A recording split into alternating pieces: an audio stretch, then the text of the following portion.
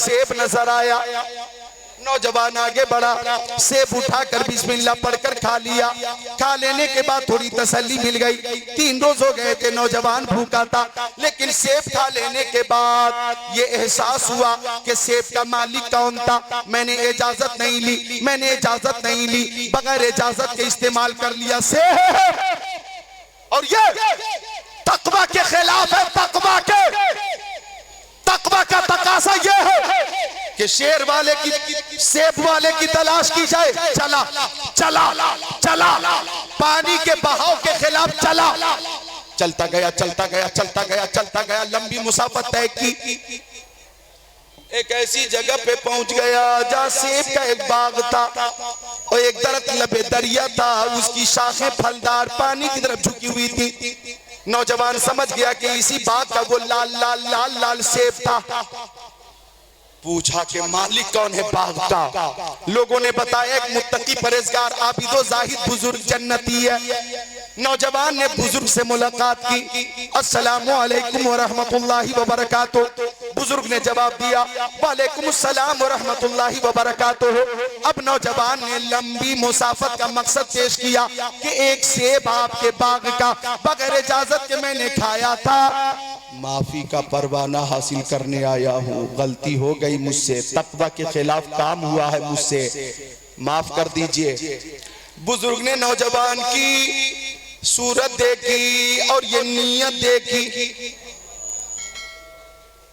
तो बुजुर्ग ने भी समझ लिया कि ऐसा नौजवान कि जिस शय के लिए फतवा कहता है कि इजाजत है, फिर भी तकवा देख रहा है।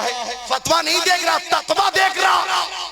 तो ये नौजवान अगर मेरी खिदमत में कुछ दिनों तक रहेगा तो वलायत का आसमान बन जाएगा। इसलिए बुजुर्ग ने कहा माफी तो मिलेगी, लेकिन 10 साल तक मेरे बाग की रखवाली करो।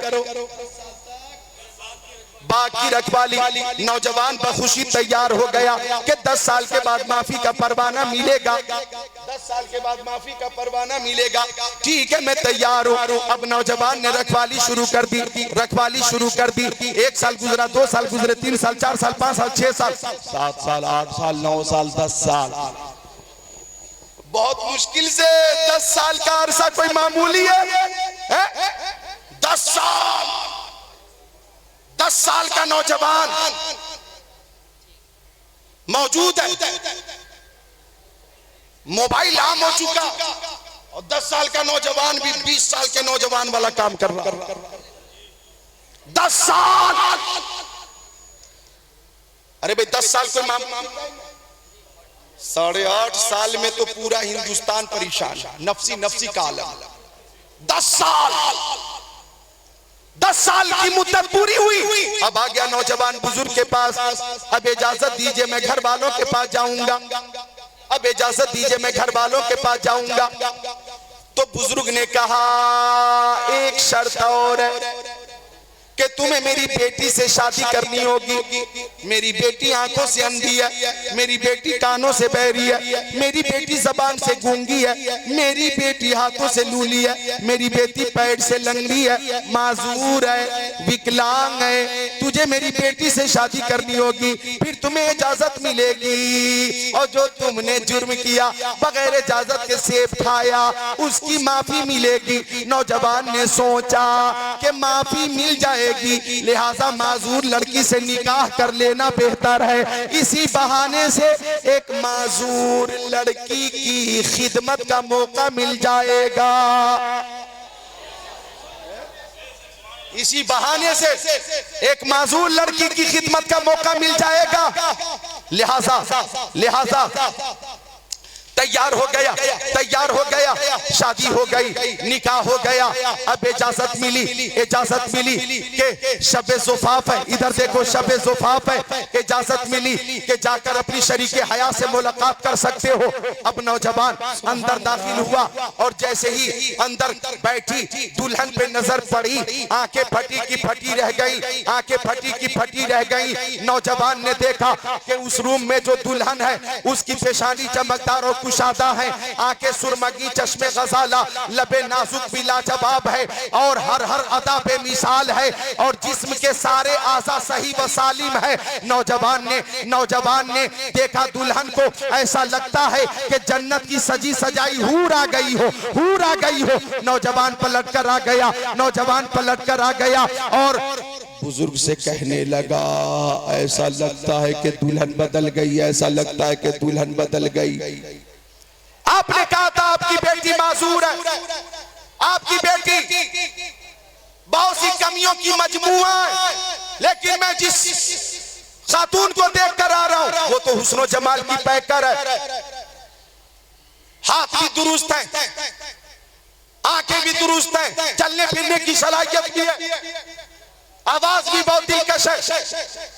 उसने सलाम के जरिए बता दिया वो गूंगी नहीं। मैंने जवाब दिया, वो महसूस मैंने किया कि हाँ वो सुनने की सलाहियत भी रखती है। ऐसा लगता है दुल्हन बदल गई। बुजुर्ग ने कहा, नहीं बेटा, वही तेरी बीवी और मेरी बेटी है। मैंने कहा था आंखों से अंधी है, इसका मतलब यह है कि मेरी बेटी ने शरीयत के खिलाफ कभी नजर न उठाई है। हाथों से लूली इसलिए कहा था कि शरीयत के खिलाफ उसका हाथ कभी न बढ़ा। जबान से गूंगी इसलिए कहा था कि शरीयत के खिलाफ कोई जुमला जबान से अदा न हुआ। कानों से बहरी इसलिए कहा था कि शरीयत के खिलाफ न कुछ बोलती है न सुनती है। पैर से लंगड़ी इसलिए कहा था कि शरीयत के खिलाफ कभी घर से बाहर कदम नहीं निकाली। लिहाजा वही तेरी बीवी और वही मेरी बेटी है। ओ धौरा टांडा वालों, उस बुजुर्ग का नाम है हजरत अब्दुल्ला सौमई और उस नौजवान का नाम है अबू साले मूसा जंगी दोस्त और उस खातून का नाम है उम्मुल खैर फातिमा। और हजरत अबू साले मूसा जंगी दोस्त और उम्मुल खैर फातिमा की इज़्दिवाजी जिंदगी में शमने वलायत में जो फूल खिला है उसी को गौसे आजम कहते हैं। वही पीरे पीरा है, वही मीरे मीरा है, वही ताजदारे बगदाद है, वही शहनशाह बगदाद है, जिनके बारे में आला हजरत फरमाते हैं, सर भला क्या कोई जाने कह कैसा तेरा, औलिया मलते हैं आंखें वो है तलवा तेरा। नारे तकबीर, नारे रिसालत, मसलके आला हजरत, फैजाने हुजूर ताजुश शरिया, फैजाने हुजूर ताजुश शरिया, जश्ने गौसुल वरा, नारे तकबीर, नारे रिसालत। वही हमारे गौसे आज़म में, बोलो सुभान अल्लाह। अरे भाई, शुरू में गौसे आज़म तकरीर नहीं करते थे, आज मैं तकरीर कर रहा हूं, ये गौसे आज़म की सुन्नत है। तकरीर करने वाले को लोग हल्के में ना लें, तकरीर करना ये गौसे आज़म की सुन्नत है, बल्कि तकरीर करना रसूल आज़म की सुन्नत है। सुभान अल्लाह। तो वो गौसे आज़म के जब सो रहे थे, ख्वाब में आका का दीदार हो गया। सुभान अल्लाह। और गौसे आज़म की जब पैदाइश हुई 470 हिजरी में, आखिरी बात सुन लो, जब पैदाइश हुई तो गौसे आज़म के वालिद हजरत शेख अबू साले मूसा जंगी दोस्त सो रहे थे, ख्वाब में प्यारे नबी का दीदार हो गया। सुभान अल्लाह। अब आका ने ख्वाब में फरमाया, ओ अबू साले मूसा जंगी दोस्त, तुम्हारे घर जो बच्चा आ रहा है वो बच्चा कोई मामूली बच्चा नहीं, वो मेरा भी महबूब है और अल्लाह ताला का भी महबूब है। सुभान बच्चा वो मेरा बेटा है। बेटा ये जुमला मुस्तफा जाने रहमत का है, वह इब्नी, वो मेरा बेटा है, वो मेरा बेटा है। और इस लफ्ज़ बेटा को आला हजरत ने अपने शेर में यूं शामिल किया, तेरी सरकार में लाता है रज़ा उसको शफी जो मेरा गौस है और लाडला बेटा तेरा। क्या बात है, बेशक बेशक, सुभान अल्लाह सुभान अल्लाह। जो मेरा गौस है और लाडला बेटा तेरा। तो गौसे पाक के वालिद को रसूल पाक ने ख्वाब में फरमाया कि मेरा बेटा मेरा भी महबूब है, अल्लाह ताला का भी महबूब है। और वो अबू साले मूसा जंगी दोस्त, जुमला सुनना, फरमाते आका उसकी शान वलियों में वही होगी जो मेरी शान नबियों रसूलों में है, कि जैसे सारे नबियों और रसूलों में मैं सबसे आला हूँ, सबसे अफजल हूँ, मेरा बेटा अब्दुल कादिर सबसे आला होगा, सबसे अफजल होगा, वलियों में होगा।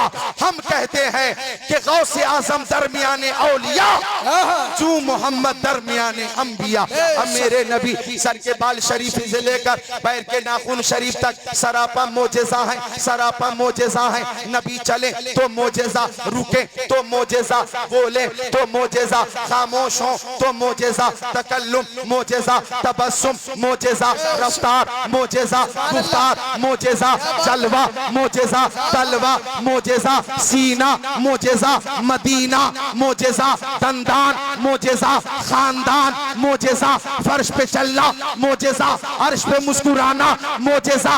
अब आओ मेरे गौस वलियों के सरदार हैं और सरापा करामत है, तो मेरे गौस की जिलानी जिंदगी करामत, बगदादी जिंदगी करामत, बचपन करामत, 91 या 92 साल जिंदगी करामत, तालीम करामत, ताल्लुम करामत, सलाहियत करामत, इमामत करामत, हर अदा करामत। गौसे आजम की एक एक अदा करामत, इशारा करामत, रफ्तार करामत, गुफ्तार करामत, हर अदा करामत। तो सर के बाल से लेकर पैर के नाखून तक हमारे गौस सरापा करामत है। अगर आला हजरत की जबान में मैं बोलूं तो बोलूंगा, वाह क्या मर्तबा ए गौस है बाला तेरा, ऊंचे ऊंचों के सरों से कदम आला तेरा। तकबीर, नारे रिसालत, मसलके आला हजरत, फैज़ाने हुजूर ताजुश शरिया, जश्ने गौसुल वरा, नारे तकबीर, नारे रिसालत, सुभान अल्लाह। अच्छा इधर देखो नौजवानों, मालूमात में इजाफा करो। हजरत जुनैद बगदादी कौन है? आप तो इस क्या है ये शादी हाल है ना, रईस पैलेस शादी हाल।